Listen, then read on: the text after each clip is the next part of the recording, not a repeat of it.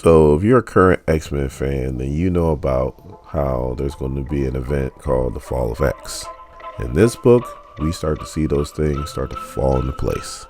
My name is Dorian, this is SCM Comics, and we are starting our coverage of X-Men Red with X-Men Red number 11. So our story starts off on Arakko, where you have Craig Marshall is waiting on Storm to arrive for their date. Now this is a little off topic, but I always felt like Storm and Black Panther made a really good couple, and I was really digging those stories. So I was sad when they went through the whole thing and pretty much broke them up. Let me know in the comments, do you feel like Storm and Black Panther should have stayed together, or do you like how they just broke them up like that? Again, please let me know in the comments. So then Storm shows up and she's in a dress where she has to use lightning to cover up her top half. And it's these situations right here where sometimes I wish comic books was real life. So there's a little bit of small talk, and Storm's asking herself when's the last time somebody flirted with her, Black Panther. She's also asking herself when's the last time she actually flirted back, Black Panther. So Storm asks a question, now they're in a new setting, what does the real Storm look like to him? And before he can answer, they're interrupted by Professor Xavier. Professor Xavier's pretty much telling Storm that she needs her to come to Arakko immediately. Krakoa. Storm is being summoned to Krakoa. And you know Storm's pissed. It's like, am I being summoned like he used to summon me back in the day? And she's like, well, unfortunately, Craig, you're going to have to answer that question on our second date, because I got to deal with some business. So then it cuts to Southern Arakko, where you have Sunspot, Nova, and Kobach sitting in the hot springs.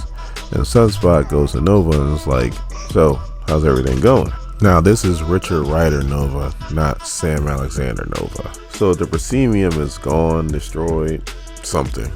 I got Peter and Gamora dealing with it, and I'm trying not to worry about it, but you know, it's hard. And then he's like, then there's all the fires back at home between Rebel Skrulls, Rogue Brood, the Alliance, the Shi'ar. They all could draw down on each other on a moment's notice. But then he's like, his Nova senses are tingling, and since Arakko is sitting on the biggest stats proscenium in the galaxy, that pretty much makes this place a really big target.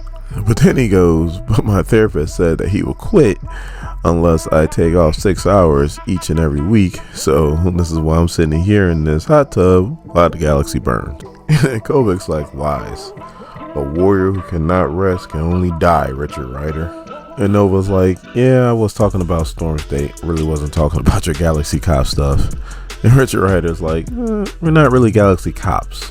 But if you were, I guess my beat would be planetary, you know, considering how I deal with like planetary level extinction events and stuff like that. But then he goes, but at least I'm not a billionaire flying around in a fancy suit. And Nova's like, how dare you? Unlike some people here, I'm completely naked underneath here. And Nova's like, look, I have to keep something on because of the Nova Force. Otherwise my cells start to degrade.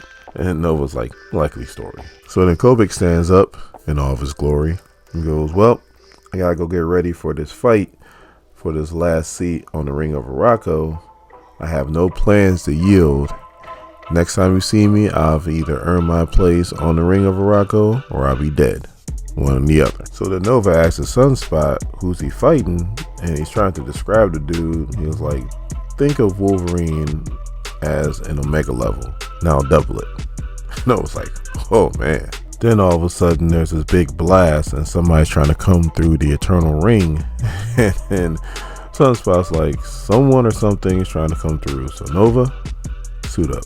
So Storm shows up to talk to Charles. Charles apologizes and goes, hopefully I didn't call you away from anything important. And Storm goes, it depends on how you define important. She goes, I was taking some time to myself, a commodity that's in short supply, but not as important as me nurturing the crops of the people who gave me a home and supported me when I had neither. Now, if you interrupted that, we might have a problem. So then it cuts to the scene where Charles and Storm first met, and Charles is pretty much telling Storm that she is no goddess, she's living in a fantasy world, she is a mutant, and she has responsibilities. And Charles is like, you still resent me for that, don't you?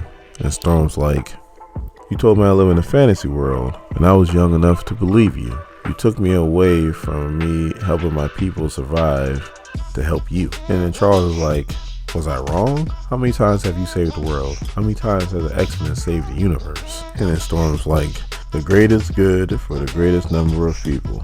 Life is mathematics. And Professor Xavier's like, what could I do? My X-Men were dying and I had nobody to turn to. Charles is pretty much talking about when he had to start a second team, which Storm was on, to help save the original X-Men from the island of Krakoa, ironically. He was like, I didn't even have Eric.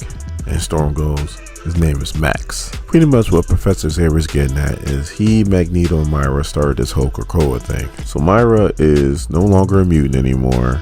She's mostly machine. She works for Orcus and she wants all the mutants to die. Magneto died during Judgment Day fighting Uranus, which was epic as hell. The man didn't have a heart.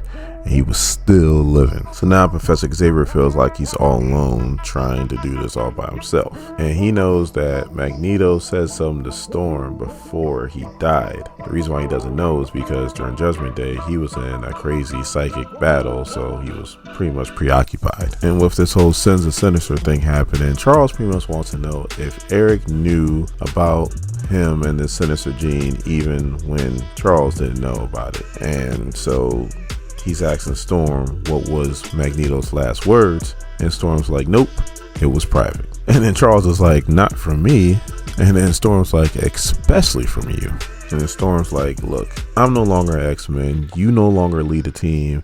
How do you presume to order me? And then Charles is like, look, I was just asking out of respect. I could just go ahead and find out for myself. And Storm's like, why don't you try? So then Charles tries to read her mind, and then he gets repelled back, and he's like, I can't believe you did that. She's like, look, that's what you taught us. The Red Triangle Psychic Defense Protocol. And then she goes, Charles, what happened to you? And he just goes, I'm afraid. So then he starts to break down how him and Magneto first went to Mr. Sinister. They knew who they were dealing with, but they needed his technology to make this whole Krakoa thing even work. So they knew they was making a deal with the devil.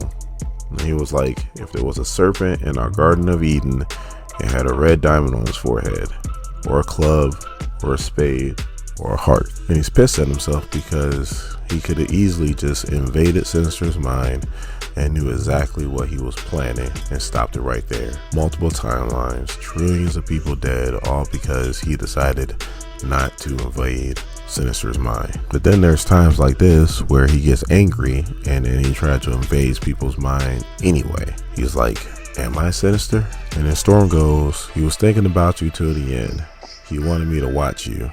And then Charles goes, he did suspect. He was like, not suspect that you were Sinister, that he suspected that you be you. She goes, Max was a good friend to you to the end. After today, I am not. Do not come through the gates of Arakko again. It's over. Now we're back to Sunspot and Nova, and they're still waiting for whoever is coming through that gate to come through the gate. And Nova's like, whoever it is extremely powerful. And all of a sudden, all you hear is his words go, the white sword has fallen, and I am his last champion.